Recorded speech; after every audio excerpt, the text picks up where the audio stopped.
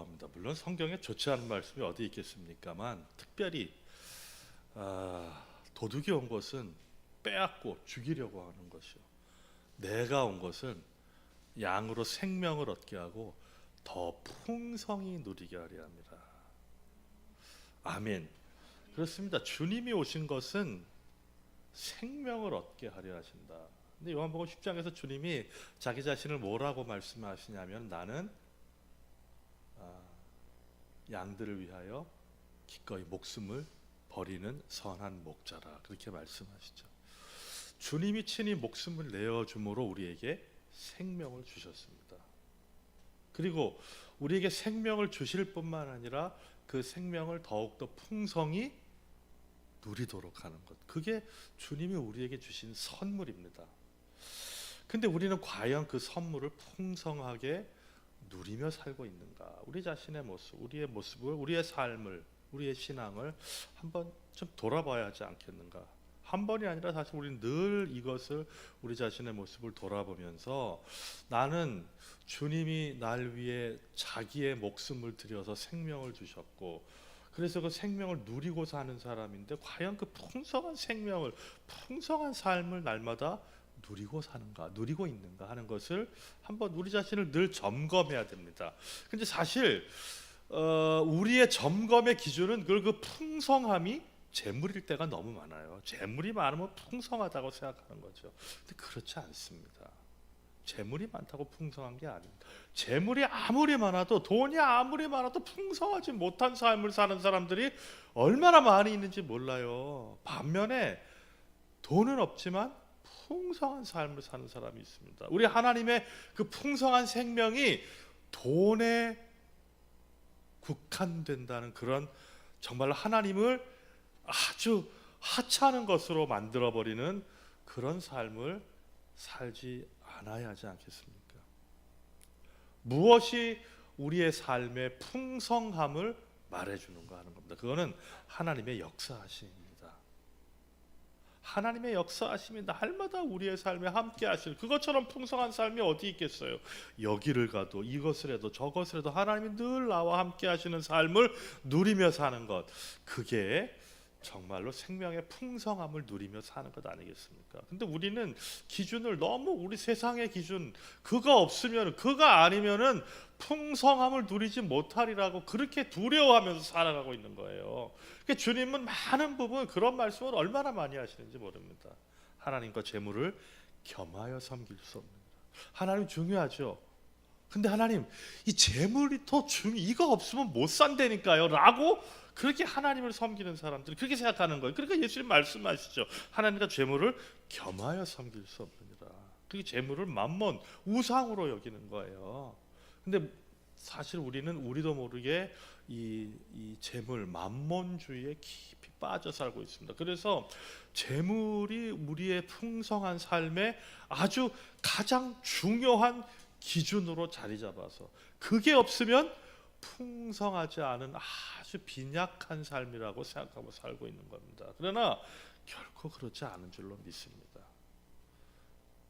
고작 재물 따위가 우리의 삶을 풍성함에서 빈약함으로 몰아넣을 수 있다고 생각하세요? 우리 하나님이 그렇게 별 볼 일 없는 존재라고 생각하십니까?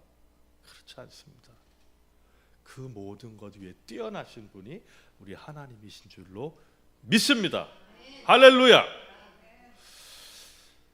오늘 이 우리에게 주신 로마서 말씀은 어떤 이야기로부터 우리에게 말씀을 시작하고 있는가 하면, 이런 질문을 사도 바울이 스스로 던져요.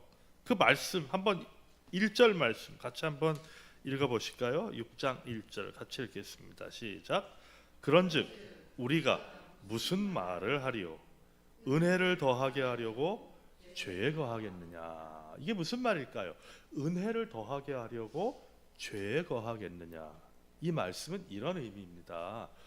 죄를 짓고 주님 앞에 돌아오면 주님이 우리에게 은혜를 베푸시니, 죄를 짓고 우리가 주님 앞에 회개하면 주님이 우리에게 은혜를 베풀어 주시잖아요. 그러니까 이런 은혜를 날마다 누리며 살기 위해서 우리가 날마다 죄를 짓겠느냐 하는 겁니다.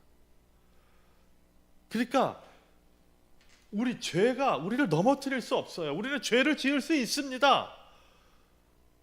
죄가 우리를 넘어뜨리고 자기의 종으로 삼지 못하는 존재예요. 우리 죄를 지을 수 있어요. 그런데 그 죄 가운데서 주님은 우리를 건져주시고 그리고 우리에게 은혜를 넘치게 부어주십니다. 근데 그렇다고 그 죄져도 주님이 우리를 이제 건져주시니 죄지어도 우리가 회개하면 주님이 우리에게 은혜를 베풀어 주시니 그럼 더 죄에 더 깊이 거하겠느냐, 이런 이야기입니다. 하나님이 우리에게 주신 풍성한 생명의 삶은 죄에서 건짐받아서 누리는 은혜 정도가 아니라는 겁니다.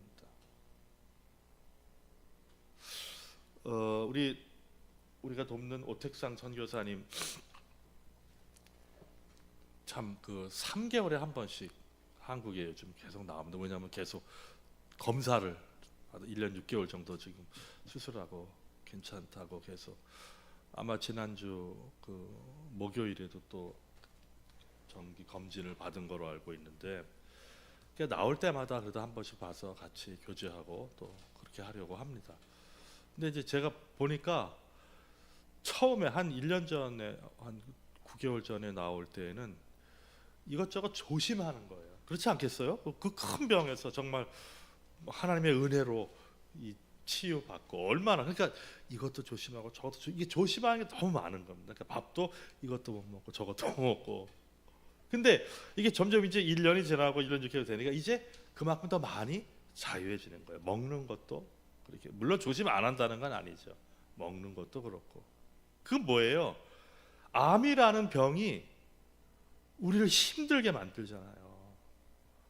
그래서 그 암과 싸우는데, 그 암과 싸우는 것이 그게 전부가 돼버리면 얼마나 불행한 삶이 되겠는가 하는 거예요. 이제 그 암이 아니라, 그 암과 싸우는 게 아니라 하나님이 치유해 주셨으니 이제는 하나님이 베풀어 주신, 하나님이 주신 제2의 생명을 풍성하게 그거 하나님이 원하시는 거 아니겠어요? 근데 점점 그렇게 변하고 바뀌는 모습이 저한테는 보이는 것 같아요. 그래서 참 얼마나 감사한지 모릅니다. 그러니까 뭘 먹어야 될까? 이거는 회는 안 되고, 또 고기는 이게 탄 거 직화로 안 되고 여러 가지 그런. 근데 점점 그렇게 거기에 집중. 근데 사실 정말 다 그렇게 해야 되죠. 근데 점점 이제 그런 거로부터 조금씩 자유해지면서, 그러니까 암하고 싸우는 것이 아니라 하나님이 주신 이 제2의 생명을 더 풍성하게 누리는 것, 이렇게 가는 것, 그게 진짜 하나님이 원하시는 거 아니겠어요? 하나님이 우리를 죄 가운데서 건져 주셨어요. 더 이상 죄가 우리의 주인 노릇 하지 못하도록 만들어 주셨다고요. 근데 우리는 여전히 그 죄와 죄 가운데서 싸우고, 또 물론 죄와 싸워야 되지만 그 죄 거기에 몰두해서 하나님께 앞에 나오면 또 하나님이 은혜를 베풀어 주시고 그 은혜를 누리며 사는 것, 거기에 국한된 삶을 살고 있지 않은가 하는 겁니다. 하나님이 우리에게 원하시는 건 우리에게 생명을 주실 뿐만 아니라 그 생명을 풍성히 누리는 것입니다. 그렇다면 하나님이 우리에게 원하시는 삶, 이제 더 이상 죄가 우리를 어떻게 할 수 없습니다. 그 이야기를 사도 바울은 오늘 세례라는 것을 통해서 우리에게 보여주시는 거예요. 자, 2절 말씀 제가 읽어드리겠습니다. 그럴 수 없느니라. 죄에 대하여 죽은 우리가 어찌 그 가운데 더 살리오. 죄를 짓고 거기서 몰두하고 있다가 하나님 앞에 다시 돌이키면 하나님 은혜를 베풀어 주죠. 그 은혜, 그게 은혜의 전부가 아니에요. 그거는 은혜의 아주 부분적인 거예요. 더 크고 놀라운 은혜들이 기다리고 있는데 그걸 누리면서 살아야 되지 않겠습니까? 그럴 수 없느니라. 죄에 대하여 죽은 우리가 어찌 그 가운데 더 살리오. 거기에 몰두해서 사는 게 아니에요. 그래서 3절 말씀 같이 읽겠습니다. 시작. 무릇 그리스도 예수와 합하여 세례를 받은 우리는 그의 죽으심과 합하여 세례를 받은 줄을 알지 못하느냐. 4절도 읽겠습니다. 그러므로 우리가 그의 죽으심과 합하여 세례를 받음으로 그와 함께 장사되었나니 이는 아버지의 영광으로 말미암아 그리스도를 죽은 자 가운데서 살리심과 같이 우리로 또한 그 새 생명 가운데서 행하게 하려 함이라. 아멘. 우리는 다 세례를 받았습니다. 우리 막내인 우리 하영이 하율이도 세례를 받았죠. 유아 세례를 받았고, 우리 이제 성현이도 유아 세례를 받았는데 이제 내년에 입교 예식. 그러니까 어렸을 때 유아 세례를 받은 사람은 또 세례를 받을 필요가 없이 어렸을 때는 엄마와 아빠의 믿음의 고백으로 세례를 받았는데 이제 16세가 되면은 자기의 믿음의 고백으로 다시 한번 하나님과 회중들 앞에 서는 예식, 그래서 입교의 예식이라고 합니다. 다 우리는 그렇게 세례를 받았습니다. 기억이 없죠. 뭐 어렸을 때 받았으니까. 여러분 다 기억이 생생하지 않습니까? 우리 하영이, 하율이 유아 세례 받을 때 기억 다 나지 않습니까? 다 세례를 받았습니다. 근데 세례를 받았다는 건 뭐예요? 주님과 함께 연합한 자가 되었다는 겁니다. 근데 어떤 연합이에요? 주의 죽으심과 연합하고 주의 다시 사심과 연합했다는 겁니다. 그래서 우리 이 장로교의 세례 예식은 이 물을 여기다 우리 목회자가 물을 묻혀서 머리에 이렇게 하는 약식의 세례인데, 원래의 세례는 침례입니다. 지금도 침례교는 그렇게 하고 있죠. 침례는 뭐예요? 물에 담그는 거예요. 지난번에도 한번 말씀을 드렸는데 그 침례교 목사님과 함께 이야기 나누는데 학교에서 그렇게 가르친답니다. 물에 담글 때 사람은 본능적으로 물에서 이렇게 나오고 싶, 그렇잖아요. 위협을 느끼는, 물 속에 들어가면, 뭐 아무리 수영을 잘하는 사람도 물 속에 들어가면 위협을 느끼는 거죠. 그래서 이렇게 물에 잠그면 사람들이 이렇게 나오려고 한다는 거예요. 근데 그때 한 번 더 이렇게 눌러주라고 학교에서, 신학교에서 그렇게 가르친대요. 침례를 주는 방법에 물에 싹 들어갔다가 본능적으로 탁 나오려고 할 때 한 번 더 눌러. 그게 뭐냐면 그게 죽음을 경험하는 거예요. 물에 내려갔다는 건 뭐? 죽었다는 거예요. 내가 주님과 함께 죽었습니다. 그럼 물에서 다시 올라오는 건 뭐예요? 주님과 함께 다시 살았습니다. 이게 우리는 그 세례를 받은 사람들이에요. 다 그런 세례를, 비록 우리는 침례를 받지는 않았지만 이 물의 수세 세례를 통해서 그런 주님과의 연합을 경험하며 살아가는 겁니다. 그러니 물에 내려간 거기서만 살겠느냐 하는 거예요. 물에 내려가서 죽음을, 주님과 함께 죽음은, 주님과 함께 죽은 거 거기서만 살겠느냐 하는 거예요. 아니에요. 다시 올라와서 주님과 함께 살았잖아요. 우리는 주님과 함께 십자가에 못 박힌 자입니다. 주님이 우리 죄를 대신 짊어지시고 십자가에서 죽으셨어요. 우리도 거기서 함께 죽었어요. 그리고 주님은 그 죽음에 gat혀 있었던 분이 아니시잖아요. 하나님이 그 예수님을 다시 3일 만에 살리셨잖아요. 영광 가운데 살리시고, 빌립보 2장 6절 말씀, 2장 그 6절 이하의 말씀 보면은 모든 이름 위에 가장 뛰어난 이름을 주시고 모든 무릎으로 꿇게 하시고 영광을 주셨단 말이에요. 근데 그러면 그게 예수님에게만 아닙니다. 예수와 연합한 우리에게는 주님과 함께 십자가에 죽었지만 또 주님과 함께 다시 살아나고 영광을 누리며 살아가게 하는 것, 그게 하나님 아버지께서 우리에게 주신 선물이에요. 그런데 계속 그 죽음, 죄, 거기서만 그냥 얽매여 가지고 거기서 다시 건져주시고 거기서 다시 건져서 은혜를 베풀어 그 은혜, 그 계속 우리가 죄 가운데 거하겠느냐? 그 은혜를 누리려고 계속 죄 가운데 거하겠느냐? 그럴 수 없느니라. 그러면 뭐예요? 이제는 주님과 함께 연합한 우리는 주와 함께 십자가에 죽은 것처럼 주와 함께 다시 살아나서 이 영광을 누리고 사는 이 삶을 누리며 살아야 한다. 할렐루야. 그게 우리에게 주신 선물이에요. 이 놀라운 선물을 얼마나 누리면서 살고 있는가 하는 겁니다. 5절 말씀 읽어드리겠습니다. 만일 우리가 그의 죽으심과 같은 모양으로 연합한 자가 되었으면 또한 그의 부활과 같은 모양으로 연합한 자도 되리라. 아멘. 우리는 주님과 함께 연합한 자로 살아가는 사람이에요. 주님과 함께 연합했다는 것은 주님이 내 안에 계시고 내가 주님 안에 거할 수 있게 되었다는 겁니다. 이건 전적인 하나님의 은혜예요. 하나님이 우리에게 그런 은혜를 베풀어 주셨어요. 앞으로 주실 게 아니고 이미 주셨어요. 우리는 전혀 상관이 없는 것 같지만 이미 2000여 년 전에 예수님이 십자가에서 죽으실 때, 그 십자가에서 죽으실 때 우리는 주님과 연합한 자가 된 겁니다. 주님이 십자가에 죽으실 때 우리도 거기에서 죽은 거예요. 그리고 하나님이 그 아들 독생자 예수 그리스도 살리실 때 우리도 함께 살리심을 받은, 그렇게 우리는 주와 연합한 자의 삶을 살아가고 있는 축복의 사람인 줄로 믿습니다. 죄는 우리를 가두려고 해요. 우리를 속이려고 해요. 그래서 사단은 거짓의 압이라고 하는 거예요. 하나님이 베풀어 주신 이 놀라운 선물, 그걸 계속 망각하게 하고 우리를 계속 죄 가운데 거기 거듭 가두려고 하고, 근데 그건 속임수예요. 능력이 아니에요. 그래서 우리는 우리를 죄 가운데 가두려고 하는 사단의 세력을 물리치고 우리에게 베풀어 주신 생명의 놀라운 영광을 누리며 살아가는 겁니다. 그게 우리에게 주신 선물입니다.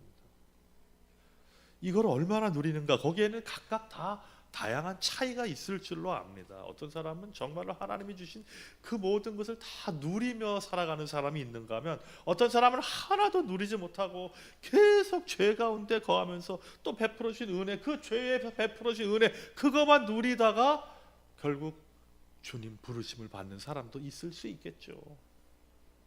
저는 우리 샘소는 가족들이 그런 삶을 살지 않기를 간절히 기도합니다. 하나님이 우리에게 허락하신 이 엄청난 축복의 삶, 생명의 능력, 생명의 축복, 이거를 누리며 살아가기를 원하십니다. 그래서 주님은 우리에게 뭐라고 말씀하십니까? 내가 네 안에 거하고 네가 내 안에 거하면 무엇이든지 구하라 받으리라 말씀하십니다. 할렐루야. 우리는 주님 안에 거합니다. 주님은 우리 안에 계십니다. 그럼 우리에게 무슨 축복을 주시는 거예요? 무엇인지 원하는 대로 구하라 하는 거예요. 주시리라, 응답하시리라 하는 겁니다. 물론 무엇이든지 원하는 대로 구하라고 우리가 기도할 때 하나님이 응답하시지 않는 몇 가지의 그런 내용들이 성경을 통해서 우리에게 주시는 것들이 있죠. 뭐예요? 정욕으로 구하는 거 하나님이 주시지 않는다는 거예요. 또 의심하며 구하는 거 주시지 않습니다. 그러나 우리가 믿음으로 구할 때 주님은 우리의 기도에 신실하게 응답하시는 줄로 믿습니다.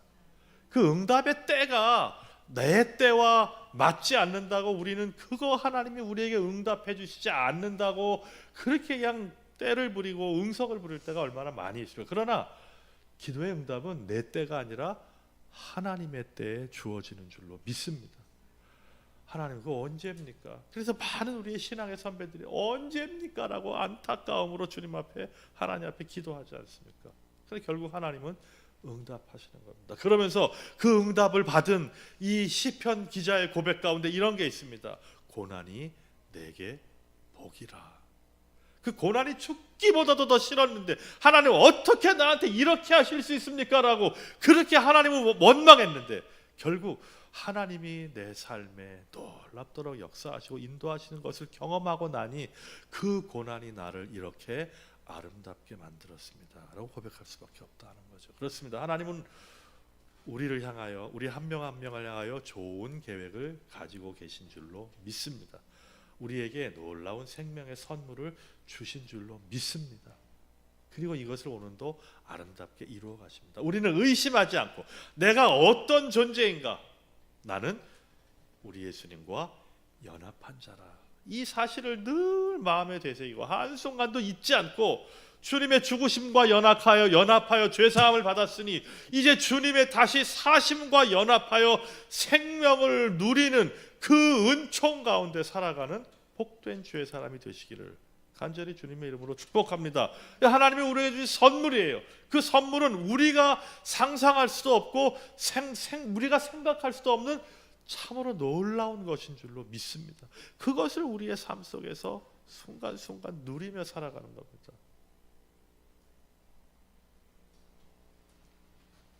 계속 오늘 본문은 이것을 우리에게 반복해서 말씀하십니다. 6절 말씀 같이 읽겠습니다. 시작. 우리가 알거니와 우리의 옛사람이 예수와 함께 십자가에 못 박힌 것은 죄의 몸이 죽어 다시는 우리가 죄에게 종노릇하지 아니하려 함이니. 7절도 읽겠습니다. 이는 죽은 자가 죄에서 벗어나 의롭다 하심을 얻었습니다. 아멘. 우리는 예수 그리스도와 연합한 자입니다. 예수님이 십자가에 죽으실 때 우리도 죽었습니다. 그러니 더 이상 죄가 우리를 다스리지 못하는 그런 존재라는 말씀을 하시는 거죠. 뿐만 아니라 우리 그리스도와 함께 죽었으니 이제 다시 살 줄을 믿습니다. 다시 살아가는 그 놀라운 은혜를 누리며 살아갑니다. 그래서 9절 말씀 같이 읽겠습니다. 시작. 이는 그리스도께서 죽은 자 가운데서 살아나셨음에 다시 죽지 아니하시고 사망이 다시 그를 주장하지 못할 줄을 알미로다. 아멘. 그리스도께서 다시 사셨죠. 그러나 이 주님께서 다시 사심은 예수님이 나사로를 다시 살리신 그 삶과 다릅니다. 그렇잖아요. 예수님이 나사로를 다시 살리셨어요. 근데 나사로는 어떻게 됐어요? 다시 죽었죠. 그러나 하나님이 예수님을 다시 살리셨어요. 예수님이 다시 죽으셨습니까? 아닙니다. 영원히 사시는 겁니다. 우리에게 주신 생명의 축복이 그렇게 놀라운 것인 줄로 믿습니다. 그리고 이 삶은 이제 우리가 죽고 나서 영원한 생명을 누리는 그것뿐만 아니라 이미 우리는 예수님과 함께 십자가에 못 박혔으니 더 이상 죄가 우리를 다스리지 못하는 그런 복된 존재라 하는 겁니다. 그런데도 계속 이 사단의 거짓말의 속임수에 넘어가서 그 죄 가운데에서 뒹굴고 살아가고 있는 모습, 그 하나님은 얼마나 딱하겠습니까? 사단이 얼마나 박장대소를 하겠습니까? 죄가 우리를 다스리지 못합니다. 할렐루야. 이 사실에는 변함이 없습니다. 사단이 아무리 바꾸고 싶어도 할 수가 없습니다. 하나님이 그렇게 만들어 주셨습니다. 죄가 우리를 다스리지 못합니다. 그러니 우리는 그 죄에 거기에서 뒹굴지 말고 이제는 하나님이 우리에게 예비하신 놀라운 생명의 축복과 풍성함을 누리며 살아가는 겁니다. 한 걸음 한 걸음 한 걸음 이 생명의 풍성함을 누리며 살아가는 것, 그게 오늘 우리에게 주신 축복인 줄로 믿습니다. 왜요? 우리는 예수님과 연합한 자가 되었습니다. 그리고 이것은 우리가 세례를 받음으로 우리의 눈에 드러나도록 하나님이 주신 놀라운 약속입니다. 저를 한번 따라해 주십시오. 주님과 함께 죽고 주님과 함께 살았습니다. 아멘. 죽었으니 죄가 다스리지 못합니다. 살았으니 생명을 누리며 살아가는 겁니다. 이게 우리에게 허락하신 놀라운 하나님의 은혜입니다.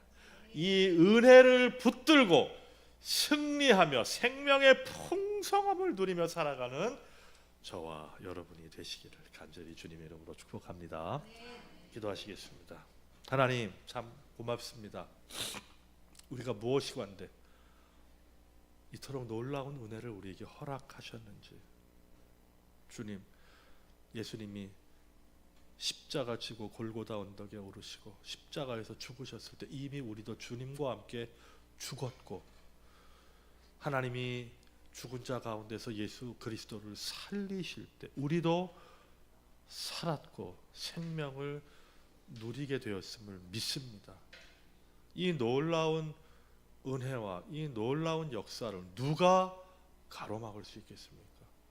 그 어떤 것도 이 하나님의 사랑을 없이 하지 못하리라는 말씀을 우리가 기억하며 하나님이 내게 베풀어 주신 은혜가 얼마나 크고 놀라운 건지를 다시 한번 깨닫고 죄 가운데서 계속 죄 가운데서 헤매는, 그리고 그 가운데서 주님의 베풀어 주신 은혜를 누리며 그것이 은혜의 전부인 줄 착각하며 살지 않게 하시고 하나님이 예비하신 놀라운 생명의 풍성함과 충만함을 날마다 누리며 살아가는 우리 모두가 되도록 도와주시옵소서. 예수 그리스도의 이름으로 기도드립니다.